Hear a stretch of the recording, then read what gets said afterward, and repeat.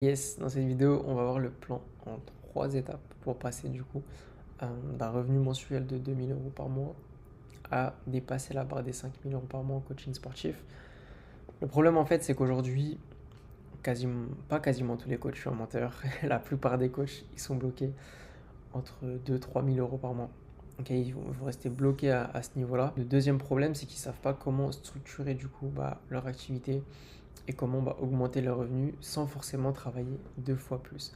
En fait, au bout d'un moment, quand tu as un certain nombre de coaching, tu ne peux pas coacher plus que 7-8 heures dans la journée.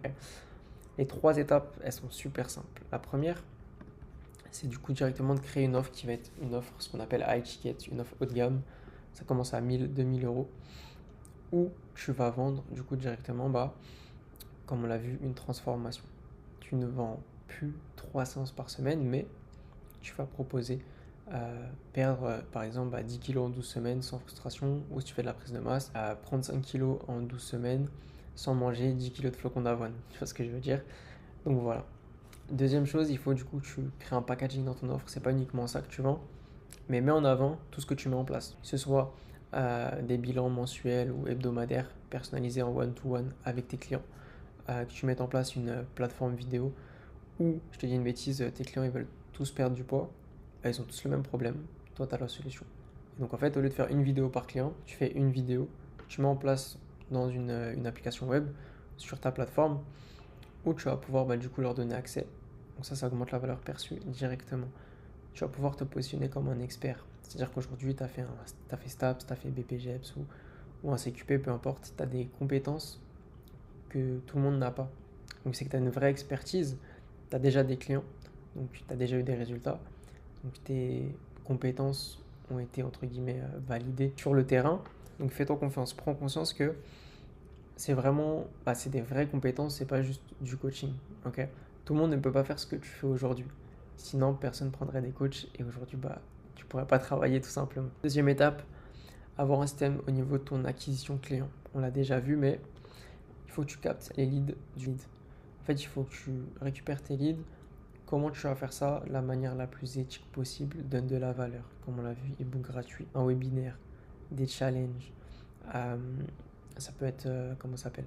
Des bilans one-to-one directement pour voir la situation du lead, du prospect et de pouvoir l'aider gratuitement. Ok, une fois que tu as fait ça, tu vas lui donner des conseils, il va les mettre en place, tu vas voir que ça fonctionne. Une fois que c'est fait, tu ne laisses pas s'en aller dans la nature. Automatise ton suivi.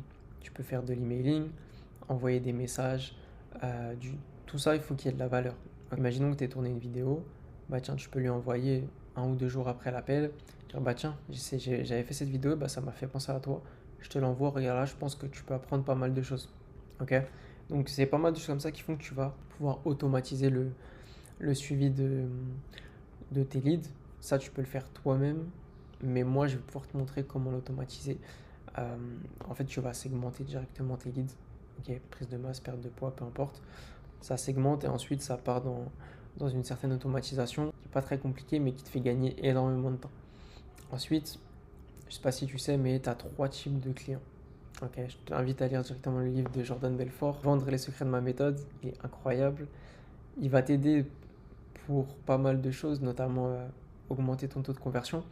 On le verra dans le point d'après.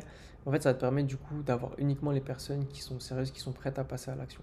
Tu n'as pas envie de passer 40-45 minutes avec une personne qui ne va pas acheter derrière. Même si tu veux l'aider, on fait pas de l'humanitaire, tu vois ce que je veux dire. On veut, l'objectif c'est de faire de l'argent.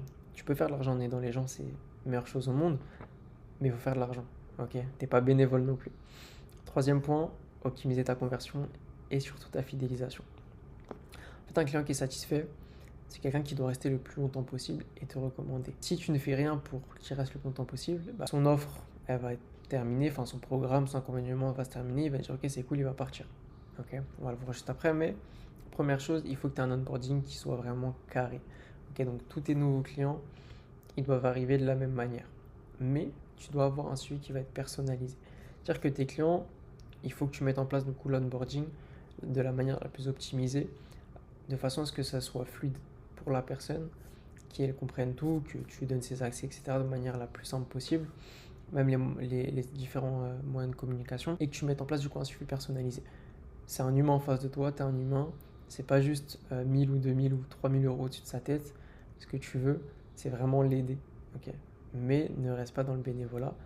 Donc, il faut trouver ce juste milieu-là. Garde un lien constant, c'est-à-dire que la meilleure chose à faire, c'est de mettre en place soit des bilans mensuels, soit hebdomadaires, pour vraiment garder un lien avec ton client. Fais attention que ça ne devienne pas ton ami. Pareil, c'est toujours une histoire d'équilibre. Garde un équilibre. Donc, tu as déjà des clients, je pense que tu as réussi à mettre une certaine distance avec tes clients, mais faut être humain. Moi, je sais que quand mes clients, je termine une prestation avec eux, je reste toujours en contact pour savoir comment ça se passe, etc. Juste humainement parlant, tu vois, c'est quelque chose qui est important, parce qu'on est là pour les aider, pas juste pour prendre leur argent, et voilà. Une fois que ton client il a terminé son programme, que ça s'est bien passé, il a atteint ses objectifs, ce que tu peux faire, c'est du coup mettre une nouvelle offre en place. Donc ça, il faut l'anticiper bien sûr, mais lui proposer une nouvelle offre plutôt. Donc en fait, on prend l'exemple de la perte de poids. Il a perdu ses 10 kilos en 12 semaines, ça s'est super bien passé. L'hiver arrive, il veut partir en prise de masse. Propose de la prise de masse. Il sait qui tu es, il connaît tes compétences, ça a fonctionné. Ton accompagnement a fonctionné avec lui. Ok, let's go. Tu lui proposes quelque chose, il va certainement repartir avec toi. Ok. Le laisse pas s'enfuir dans la nature. Tu vois ce que je veux dire, c'est super important. Donc voilà pour les 3 points qui sont sous-cotés. Créer une offre haut de gamme. Donc si toi aussi tu veux passer la barre des 5K par mois en tant que coach sportif, on propose 5 entretiens stratégiques offerts, donc personnalisés uniquement pour toi. On va étudier ton business, voir ce qui va pas, ce qu'on peut améliorer, comment est-ce qu'on va pouvoir t'aider, toujours dans l'entraide. Uniquement 5 places. Je t'invite à cliquer directement dans le lien, dans la description, prends ton rendez-vous et on se voit de l'autre côté.